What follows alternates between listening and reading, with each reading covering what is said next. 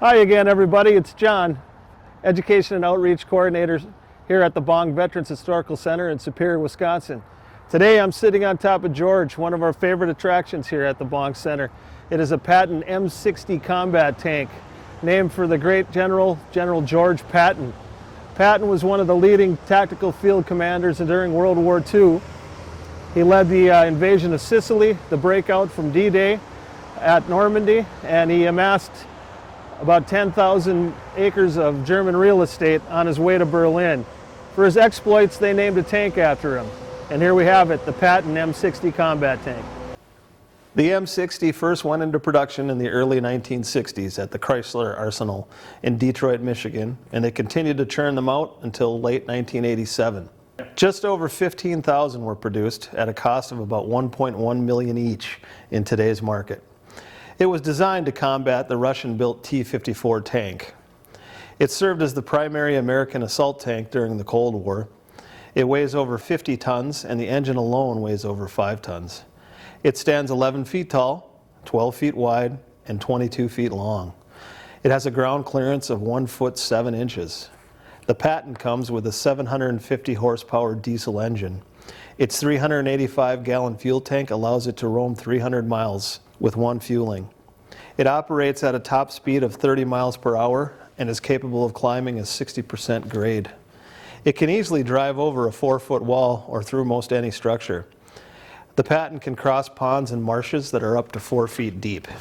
It is watertight but not waterproof, and with a modified exhaust system, it is capable of crossing bodies of water of up to 12 feet deep at short distances. George is armed with a 105 millimeter gun and 4 additional machine guns. The M60 Patton in various models has seen only limited combat action in service of the United States. It was used sparingly in Vietnam, and a few took part in the invasion of Grenada. The most significant action seen by the tank under U.S. command was in the Gulf War, specifically the liberation of Kuwait.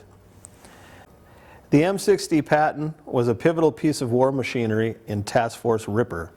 Serving the 1st Marine Division over 4 engagements, their Patton M60A1 tanks destroyed over 100 top-of-the-line Soviet T-72 tanks and scores of other armored vehicles while losing only 1 tank of their own. The M60 was instrumental in sweeping clear channels through miles and miles of Iraqi minefields, allowing Task Forces Ripper and Papa Bear to pass freely. After providing vital support in the taking of the Al-Jabbar airfield and the capture of the Kuwaiti International Airport, the Patton M60s rolled into Kuwait City, effectively liberating the country from Iraq occupation. The victory lap was easily the tank's finest hour in service to our country. Well, we're inside the Patton M60, a view most people don't get, but you're privileged to on this tour. I'm here today with Army turret specialist and our resident tank expert, Randy Freeman. He's going to tell us a little bit about what goes on inside the tank here. I'll ask a few questions and hope you get a better idea. As you can see, it's pretty tight. It's only built for 4 people, and even then it's very close quarters. Randy, can you tell us a little bit? Yes, sir. I am Randy Freeman, and this is the M60 A3 turret, and I am sitting in the gunner's seat right now, and here's the gunner's control that turn the turret and fire the gun and the machine gun. And this right here is the 105 millimeter rifled barrel, and right here is where the 7.62 coax machine gun went. This is where the commander sat, and he controls the whole turret. He can override the gunner by this control here. If he sees something the gunner doesn't see down here. And way up front underneath the barrel is where the driver sits. And then there's 63 rifle rounds go behind over here and up front. There's 63 rounds total in here. So it can take 63 shots until you have to reload it again? Correct. Okay. Yep. Where do they store the machine gun ammo? Machine gun ammo was on that side over here in a container. So is the driver basically driving blind then? No, Or does he have a little window down he there? has a vision, even a night vision, through his window slot up there. But the guy up here in the chair. The commander tells him everything, where to go, what to do. Yep. What are the names of the four people? You have the commander, the driver. Where you're sitting, would you be the gunner? I'm the gunner, Okay. commander, and where you're standing is the loader. Okay. And that's all he does is load the main barrel. How warm or cold does it get in here? There is heat in here. It's very limited, but no air. You So- do have a vent. So if it's 100 degrees, you're sweating. Yes, correct. Okay. And the engine compartment is right behind there. And they do have a manual traverse in case the hydraulic system does go out. I think it's over there. Right there is the manual. That locks the turret, and then it can turn it manually, and I've done that, and it's extremely hard. And they do have a thermal vision, and this is the first one they use the thermal vision in the rangefinder. They electronically shoot a beam out to the target, it comes back into the computer, and then it tells them exactly where the barrel will automatically aim on that spot. How far of range does it have, do you know? 2 miles. 2 miles, so Yeah. you can shoot something 2 miles away with the big cannon. Yes. Crazy.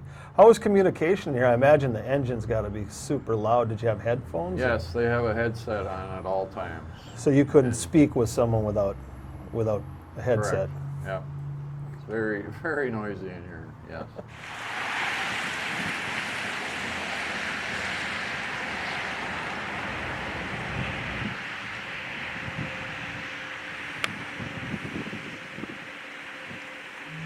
Hi, it's John and Randy again. We're just going to take a little walk around the tank, and as long as we have our specialist here, Randy Freeman, he's going to point out a few things and answer a few questions maybe for us on some of the features of the tank.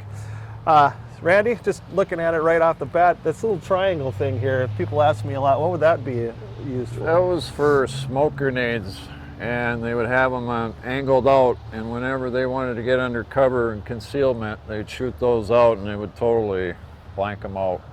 They could escape. So you couldn't lock onto the tank once the cloud No, was out? no. And it also fired grenades? you said? Grenades also, yep. You told me before there's this panel in the front, 6-inch thick steel. 6 inches, yeah. So they wouldn't get shot. Does that carry throughout the tank? Or About 5 inches on the turret. so you're pretty safe from any gunfire. What about like shrapnel or anything like that? Would that? No, would that wouldn't penetrate. That wouldn't penetrate No. either. Just kind of like a direct hit might be the Direct only thing. hit will damage you. Okay. Yeah. And we see the gun up there. It's 105 millimeter. 105 millimeter rifled. What does it mean rifled? Does that mean it makes it spin? Yes, or- it makes the round spin and it's more accurate. Okay. But now they don't do that anymore? No, they went to modify- the 120 millimeter on the M1 Abrams, and that's smooth bore. So those are guided Yeah, ordnances? they're Sabot rounds. And this can fire up to 2 miles. So 2 miles. pretty impressive. How about this big bubble thing up here? People ask me what that is. That was for the thermal vision. Thermal vision. Yeah, see everything at night. Okay. And I'm guessing this cable here was just for towing? That was for towing, So towing what- other tanks or vehicles. Is that common by tanks where they Yes. often have to tow stuff? Yeah. And I see that's got like toolboxes and gear boxes and things. Can you tell us a little bit about that? Yep, they kept their personal belongings in the back cage, and they kept all their mechanical gear in these storage compartments. So if this broke down, they were on their own. Yeah, they would have to fix their own. They could actually take out some of these bogies if they had to and shorten the track and still keep going. Pretty lengthy experience. Yeah, it length takes, of takes time, a while. I would guess. But they're pretty self-sufficient. So not only they had to learn how to drive the tank and arm it and all that sort of thing, they had to repair it They as also well. had to repair it on the go. Yeah. I see it has 2 different kinds of headlights on there. You give me the reasoning for Yep, that? this was your normal lights, and these are red, and they would use those at night in battle. You don't want to be seen, but it give you just enough light where you could see where you're going. But not be seen by the enemy. Correct. What What is that thing here? I see some cables coming out. Is that some lights of some sort? Or? No, that's for like jumping another vehicle. Oh, You can plug in electrical cords and like to the battery. Yep. I see three little things that flip up. Is that for the driver, I imagine? Correct. For his vision? Is Yep. that how it works? So it's kind of like a periscope? yeah, he'd operation, have a or- little periscope in there and he could look out all three. Now I see a hole on the top of the turret on the commander's turret. Was that where one of the machine guns would That's come where out? the Or is that s- yep. is that vision machine Yep, gun? that Okay. was where the 50 cal went. You see these hooks around the outside. There's some like right behind the gun and on the turret itself. What are those for? That was to remove the barrel. The two up top, they would pull out the barrel and the breech all in one would come out forward. And the big ones on the turret, you could pull the turret out. And there's 75 bolts holding the turret on. So could you lift the whole tank from those, or would they have to take the turret off and do something else? Oh, you could use those, yeah. We use those to put it here. Why would actually. you need to pull the breech and the gun out? In case for the repairs? barrels do get warped, if you fire them enough, they'll get hot and they will warp. So they'll put a new one in. Yep. And this little piece here is people ask me often about. It has something to do with the exhaust system. Yes, they would raise that so if they went into water, up to about here, they could keep going. So the tank was watertight, I understand, but not Yeah. waterproof. So No. if you did go underwater, you get a little Yes, leakage in it. you would. So you'd sink. you couldn't travel far underwater. Okay. No. But this whole tank would just plunge through muck and whatever and have you. Yeah. Pretty neat And without stalling. It also goes up to a 60-degree grade. It can climb 60 degrees. So pretty nice, that's steep. pretty little steep. thing. What are these little things in the back here? That look like That was for seats? jerry cans for water. Yeah, basically water. It runs on diesel. Yep, So correct. they didn't carry any extra fuel though, right? It's No. just a 300 and some gallon. Yep, tank 300 capacity. some gallons. Yep. Are these basically the same? These things over here as they are on the Yep. other side? Same compartment, storage. Okay. Yep. And how many guys do you think, if they went from place to place, could ride on top of this thing? Oh, quite a few. Quite a few. About 40 probably. Okay. Back here is where the engine was. 750 horsepower diesel. So the engine's in the back. Yep. Okay. I see people ask me about this. Can you explain that? That is for when you're traveling, you turn the turret around, lower the barrel down, and it locks the barrel so it doesn't get damaged in traveling, so it doesn't move. And is this a towing hitch to tow others, Yep. or to have the tank towed itself? You couldn't really tow a tank, could you? Oh yeah, we Okay. towed many tanks with the M60. Oh, really? Yes, in Germany. Yep. Okay. And this was primarily a NATO tank, or used Correct.